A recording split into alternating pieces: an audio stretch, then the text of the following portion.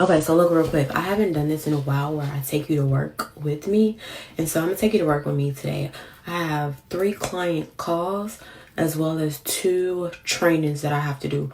One training is for my Sell It Like You Mean It community, which is a 4-week sales series where we talk about sales, strategy, client acquisition, sales personality, the entire shebang.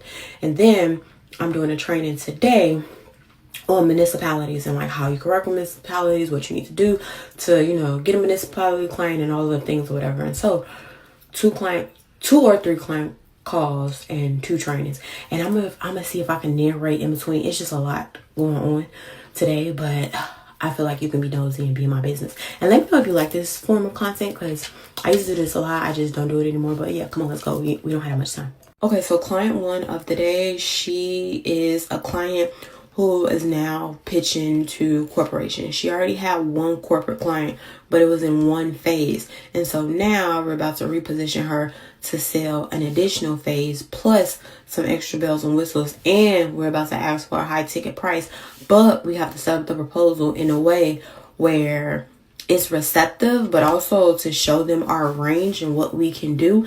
And then the choice is up to them, which way they want to go.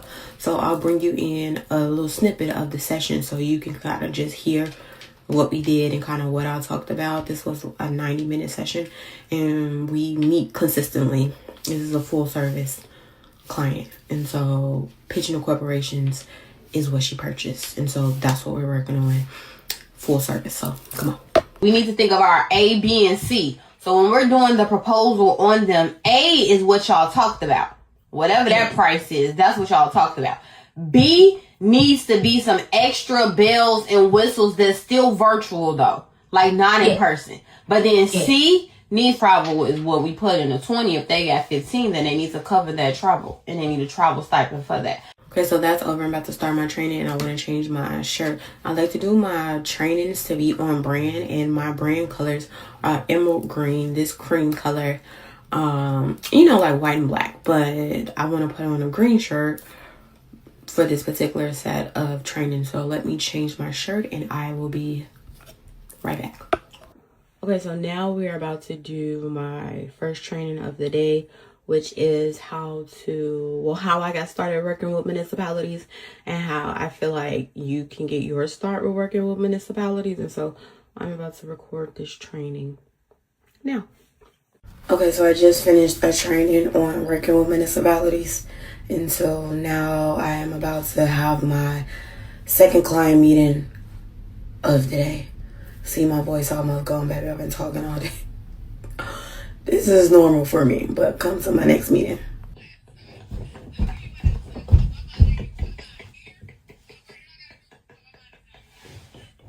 Okay, so I just finished meeting with one of my clients.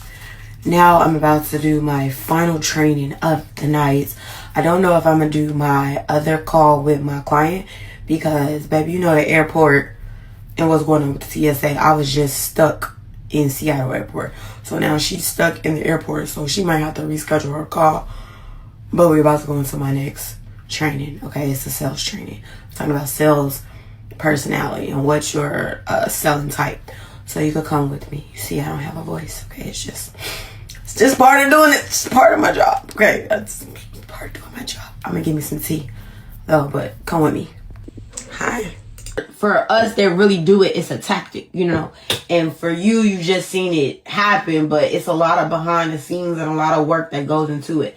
So I want to kind of talk about that today so that we can be clear.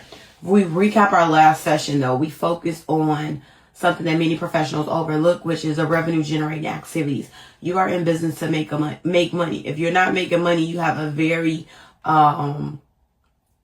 money sucking hobby. And it's not a business. In order to be considered a business, you have to make money. So right now you have a hobby that is very expensive if we're not pulling in money. So we discussed the difference between being busy in your business and actually doing the activities that lead to the conversation with potential clients. Many coaches and consultants spend their time creating content, organizing a system, or planning future ideas, but there's very little time, right, doing the action that actually will create the revenue. For example, you can spend all day doing the sales page, But if you don't actually say like, hey, I redid the sales page, I added this new service on it, or I added this new... Baby, and just like that, the day is over, baby. Look, okay, look. My voice is gone. Baby, I'm about to get in the shower, drink me some tea. But we had a good run today. Thank you for coming to work with me today.